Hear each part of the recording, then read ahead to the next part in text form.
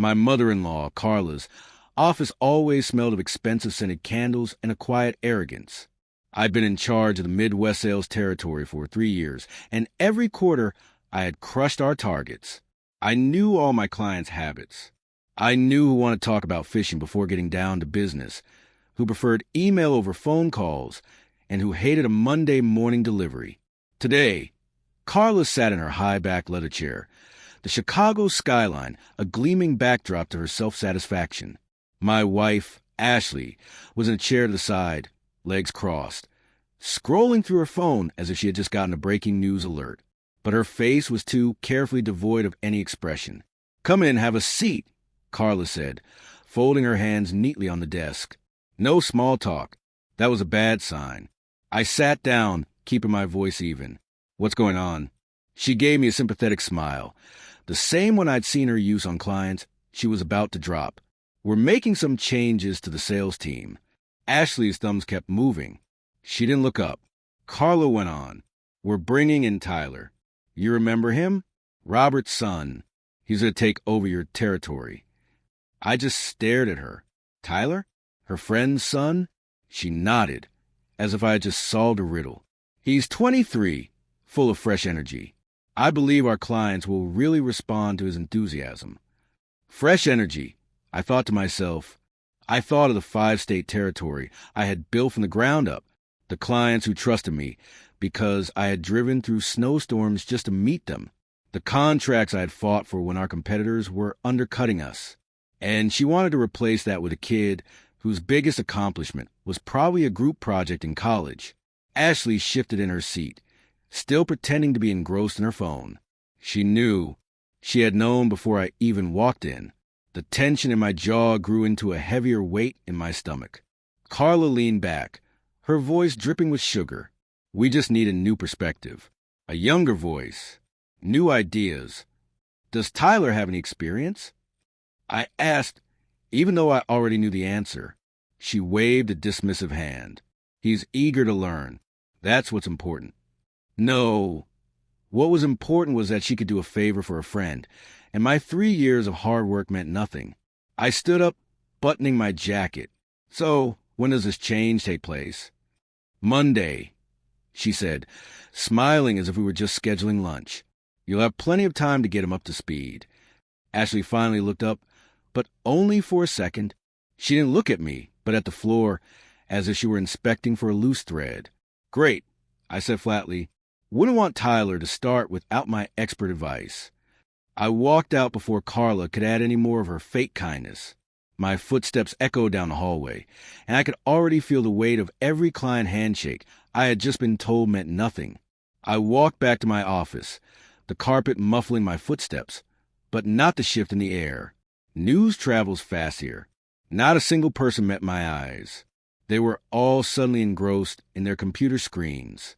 I closed my door and took a slow look around. My office wasn't much, but it was my space. Small, neat, organized in a way only a person who spent their life on the road knows how to keep things. On the top shelf sat a glass-encased fishing lure, a gift from a client in Wisconsin after I had saved his account from a competitor. Next to it was a signed baseball from a manufacturing VP who swore it was the only thing on his desk that wasn't paperwork. Every item had a story, and I could vividly recall the handshake that came with each one. I slid open the bottom drawer of my desk and pulled out a black binder.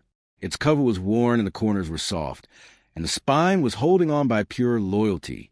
Inside was my treasure chest. 3 years of personal notes on every single account I had managed. Anniversaries, the names of their children, their preferred delivery times, who took cream in their coffee, and who hated small talk. This was far more valuable than any CRM file they would give Tyler. I thumbed through a few pages, felt its weight in my hands, and then slid it directly into my backpack. It wasn't for Tyler, or anyone else who hadn't earned it. The knock on my door was soft but quick. The door cracked open, and Tyler leaned in. He had a fresh haircut, a tailored suit that probably cost more than my last vacation, and a smug grin that said he believed he got the job based on his talent, not his connections. "Hey, man," he said, walking in without an invitation. "I'm excited to meet your guys." I zipped my backpack. They're all yours. His eyebrows went up, probably at my tone. Maybe because I hadn't offered him any tips or a warm welcome. Cool, cool. I'm sure they'll love the energy I bring. Energy is important, I said, standing up. Let's hope it's enough. For a second, his grin wavered.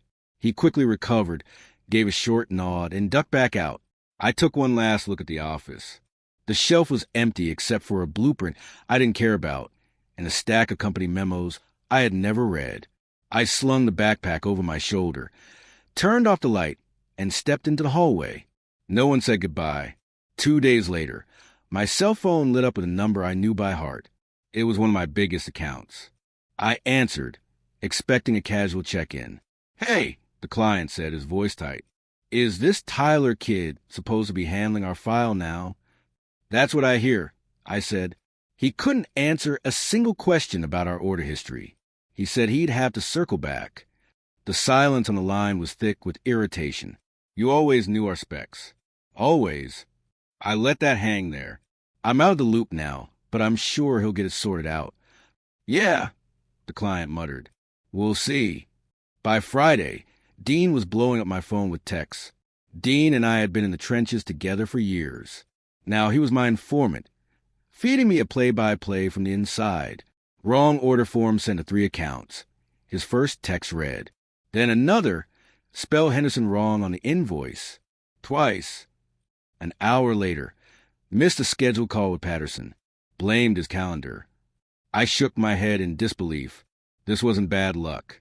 It was a clear sign that someone was trying to fill boots that were 3 sizes too big for them. Late that afternoon, Dean forwarded me an email blast Tyler had sent to all 40 of my old accounts. The subject line read, "Congrats, Michael." I laughed out loud. Michael, the client in question, was a stickler for details. He once made a vendor reprint 200 brochures because of a missing comma. I could have gloated, but I didn't. Instead, I grabbed a stack of blank cards and started writing. Each one was simple, handwritten, and personal. Remember that trade show in 19 when the power went out and we ran our booth on a generator? How's your daughter doing at Purdue? Still think about that chili recipe you gave me. Nothing about business, everything about the person. Once the cards were done, I went to the kitchen, pulled out my spice mix, brown sugar, and a good cut of beef. My barbecue jerky had been a staple at every trade show booth I'd ever run. Clients would look for it before they looked for me. By the time the last batch came out of the dehydrator, the house smelled like mesquite and pepper. I packed each bag with a thank you card, sealed the boxes, and stacked them by the door for the morning delivery. Ashley walked in just as I was printing the shipping labels. "What's all this?" "Care packages," I said without looking up. Her brow furrowed. "You can't contact clients directly. You know that, right?" "I'm not contacting clients," I said, taping up another box. "I'm thanking friends." She stood there for a moment, then let out a quiet MHM and walked away. I didn't bother to explain further. People who understand relationships don't need an explanation. People who don't will never get it. Within a week, the first replies started to trickle in. Not just polite thank yous, but real, heartfelt notes. Photos of my jerky, half-eaten on a kitchen counter. A text from Joe Patterson that simply said, "Still the best damn snack at any trade show." That was all the encouragement I needed. The next round of packages became even more personal. Joe got a monogrammed leather notepad for his hunting trips. The Morales brothers, who were huge hot sauce fans, received a rare blend they had once raved about over lunch. For the Henderson team, a year's subscription to Field and Stream, because I remember their Friday fishing club. I didn't send a single generic gift. Every box was a memory, wrapped and shipped with care. The responses came in even faster this time.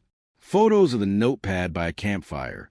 A picture of the Morales brothers holding the hot sauce bottle like a trophy. Offers to grab lunch when you're free, which I knew wasn't just about lunch at all. Dean kept me updated on Tyler's inside struggles. He pitched a TikTok campaign to a 72-year-old estate planner. Dean texted one morning. The guy didn't even know what TikTok was. I smirked. How'd that go over? Client said, Call me when the adults are back. 2 days later, Tyler tried to upsell Henderson on a product they already buy from us for less money. The best moment came on a Tuesday. My phone buzzed. It was Dean again. You'll love this. Tyler just locked himself in the bathroom. I called him. You're kidding. Wish I was. A client asked for you by name. He panicked, mumbled something about checking the file, and bolted. What client? Morales Brothers. They were not impressed. That was worth a drive. I showed up at the office under the pretense of checking in. The receptionist gave me a quick nod, as if she wasn't sure if I was welcome or not. Dean met me near the break room, grinning. They're still talking about it, he said. Morales told Tyler his ideas were borderline insulting and asked if he even knew their business. And then they asked for your personal number, and that's when Tyler disappeared. We both knew this wasn't just a bad day. This was a permanent fracture. Once a client sees a crack, they never forget it. I didn't go looking for Tyler. I didn't need to. The damage was already done. And not by me. When I left, I had no product samples, no sales pitch. Just my black binder in the passenger seat and a list of lunches I suddenly had time for. That night, I was on the couch, flipping through channels, when Ashley walked in holding the cordless phone as if it were a live grenade. It's Mom, she said. You should take this.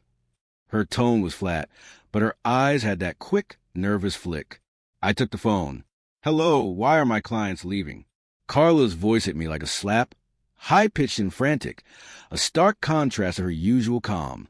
I just got off the phone with Patterson, and Henderson Manufacturing is moving their files.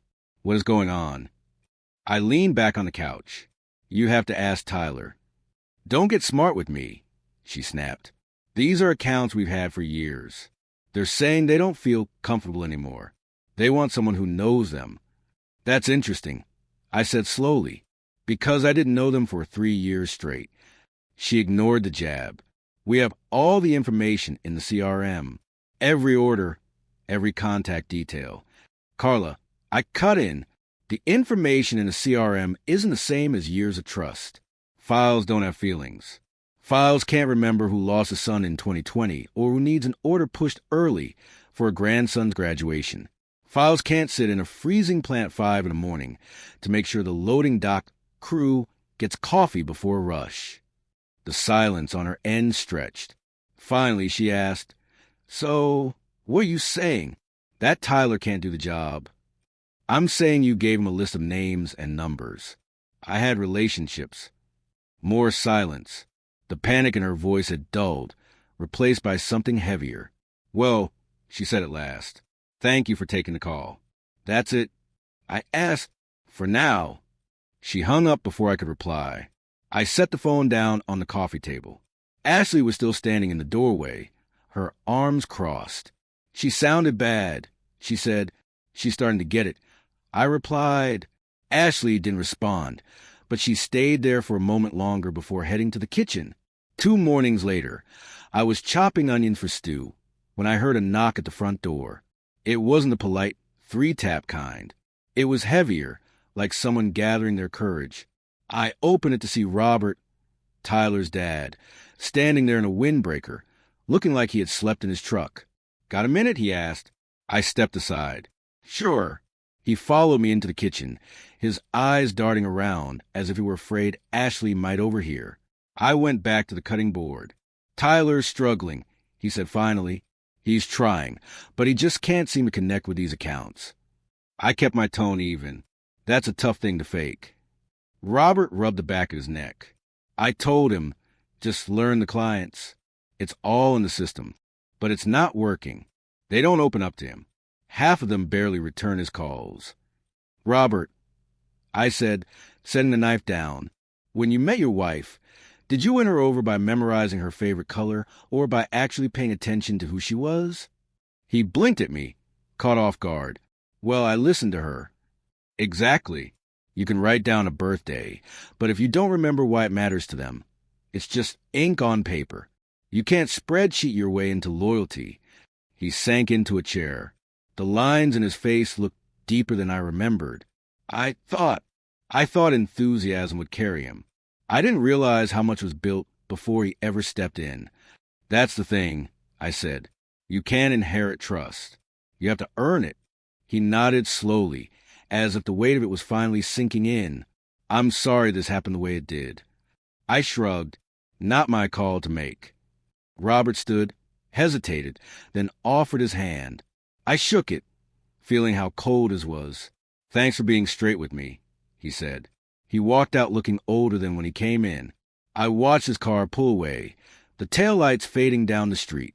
Then I went back to the cutting board. The venison had been marinating overnight, a gift from a hunting buddy client who had called last week to see if I still made my stew. I tossed the onions in the pot, added the meat, and let the smell fill the kitchen. I felt satisfied, but not smug.